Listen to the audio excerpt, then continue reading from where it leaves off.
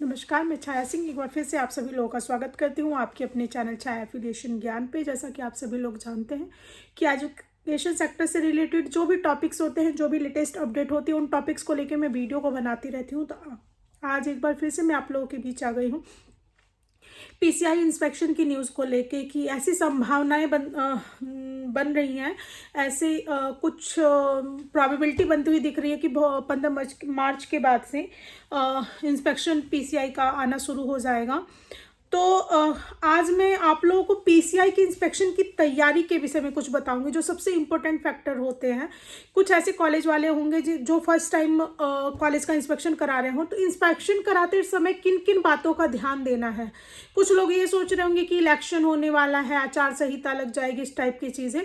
तो भी आप मेंटली प्रिपेयर रहिए कि इंस्पेक्शन का नोटिस आ सकता है, हो सकता है ऑनलाइन इंस्पेक्शन हो जाए, या जो भी है चीज़ें, वो बेसिक चीज़ें मैं चाहती हूँ कि आज वीडियो को शॉर्ट करके कुछ चीज़ें मैं आप लोगों को बताने की कोशिश करूँ। तो उस टॉपिक में स्टेप बाय स्टेप मैं बताना शुरू कर रही हूँ। मेरी वीडियो का एक भी लाइन, एक भी मिनट वेस्टेज नहीं होता है, इसलिए बिना स्किप करे आप लोग देखें। सबसे पहली बात, इंस्पेक्शन में नक्शा का पास होना। जो आपकी बिल्डिंग है वो अप्रूव्ड होनी चाहिए। अब यहाँ क्वेरी ये बनती है कि लीज वाली बिल्डिंग में भी अप्रूव्ड मैप होना चाहिए। हाँ, बिल्कुल होना चाहिए।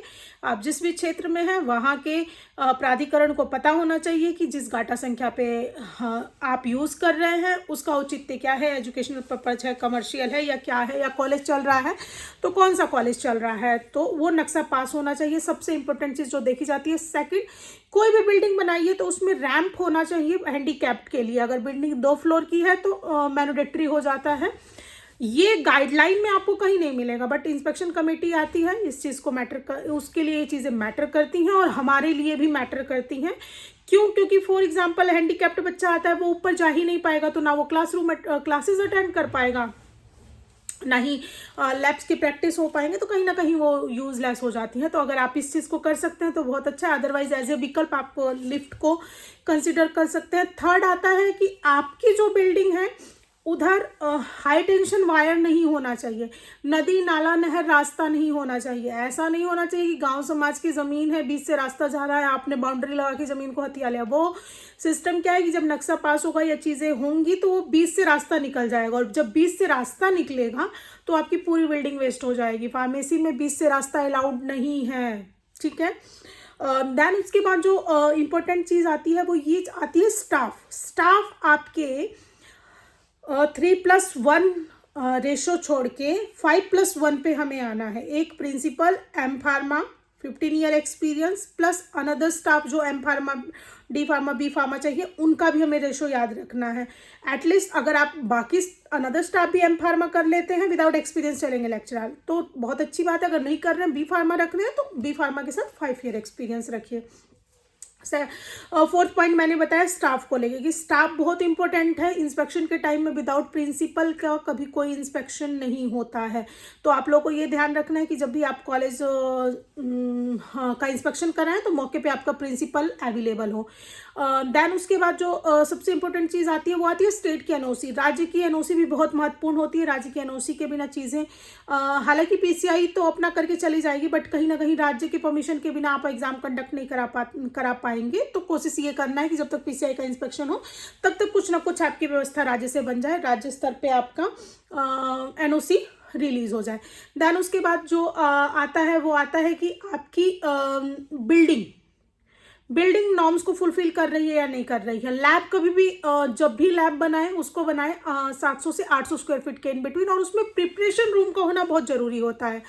अगर आपकी जैसे क्या होता है कि अगर हम मल्टीपर्पज़ हॉल खोलें तो 2000 स्क्वायर फीट का मल्टीपर्पज़ हॉल होता है, तो अगर हम उसमें हज़ार की 2 लैब बना रहे हैं उसी मल्टीपर्पज़ हॉल में, तो एक बीच में प्रिपरेशन रूम जो 10 बाई 10 का बनेगा वो दोनों लैब के लिए कॉमन यूज़ हो सकता है। लेकिन अगर आप अनदर 3 लैब, डिप्लोमा फार्मेसी में 3 लैब होती हैं जिसमें गैस और पानी का कनेक्शन होता है, बाकी 2 लैब होती हैं वो डिस्प्ले लैब होती हैं। हाँ, तो उसमें लैब की रिक्वायरमेंट नहीं होती, बट हाँ सिंक वगैरह होना चाहिए। तो ओवरऑल यही है कि आपका जो लैब होगा वो उसमें प्रिपरेशन रूम का होना बहुत मैंडेटरी है। अगर अटैच्ड लैब है तो 2 लैब में एक प्रिपरेशन रूम चलेगा, अदरवाइज डिफरेंट डिफरेंट है तो सब में प्रिपरेशन रूम होने चाहिए। मशीन रूम में प्लेटफॉर्म पे मशीनरीज होनी चाहिए, प्लेटफॉर्म नहीं है तो साइड स्लैब डलवा के उस पर मशीनरीज को रखवाइए। तो ये कुछ पॉइंट्स हैं जो फार्मेसी में इम्पोर्टेंट होते हैं। इसके अलावा देन हर्बल गार्डन डिप्लोमा में डिजायरेबल है, लेकिन कहीं ना कहीं अगर होगा तो अच्छा ही है, वो अगर आप चाहें तो उससे ये पता चलता है कि हाँ मैनेजमेंट एक्साइटेड है फार्मेसी कॉलेज खोलने को लेके।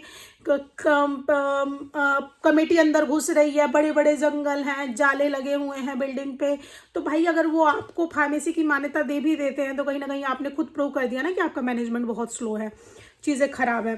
तो कभी भी कमेटी एंट्री करे तो उसको ये दिखना चाहिए कि हाँ सामने वाला बंदा कंसर्न है, उसको चाहिए एफिलिएशन। कभी भी बैनर पोस्टर पे अपने कॉलेज का नाम नहीं लिखवाना है, प्रॉपर दीवार पे लिखा हुआ होना चाहिए कॉलेज ऑफ फार्मेसी या जो जिस नाम से भी आपने आवेदन किया है वो चीज़ें होनी चाहिए। फाइल्स एक अपना जो भी आपने आवेदन किया जैसे बुक्स, लैब, फर्नीचर, स्टाफ, ज़मीन से रिलेटेड पेपर, बिल्डिंग से रिलेटेड पेपर, राज्य की एनओसी, ये सारी एक फाइल बना के रखिए, क्योंकि जब परफॉर्मा आपके सामने आए तो बस आपको उनको अटैच करना हो। ये नहीं कि इंस्पेक्टर आए हैं और आपका प्रिंटर काम नहीं कर रहा है या फिर आप दौड़ दौड़ के प्रिंट निकाल रहे हैं, वो सब नहीं होना चाहिए। आप एक फाइल प्रॉपर रेडी करके रखिए, उसमें अटैच करते चले जाइए, जैसे ही अकॉर्डिंग टू एनेक्सर जो परफॉर्मा होता है इंस्पेक्टर्स के पास उनके अकॉर्डिंग उनको करता, ताकि उनको भी सुविधा रहे, उनका भी समय बचे, उनको भी लगे कि हाँ इस कॉलेज को अप्रूवल देना चाहिए, दे आर एक्टिव मैनेजमेंट। और इस टाइप की चीज़ें होती हैं, कहीं ना कहीं वो आपको यही देखने आ रहे हैं कि क्या आपको कॉलेज की मान्यता दे दी जाए तो आपका कॉलेज चला पाएंगे या नहीं चला पाएंगे, या कॉलेज चलाने के लिए आपके पास जो भी पीसीआई की गाइडलाइन है आप उनको फुलफिल करते हैं या नहीं करते हैं। तो उम्मीद करती हूँ कि आपको मेरी वीडियो अच्छी लगती होगी। अगर आपको मेरी वीडियो अच्छी लगती है तो चैनल को लाइक शेयर सब्सक्राइब करना ना भूलें। साथ ही साथ मुझे कमेंट में आपको क्या जानना है मुझसे ज़रूर पूछ सकते हैं। तो आज मैं इस वीडियो को यहीं क्लोज कर रही हूँ। इसके अलावा जो कुछ आपको पूछना हो कमेंट सेक्शन में पूछ सकते हैं।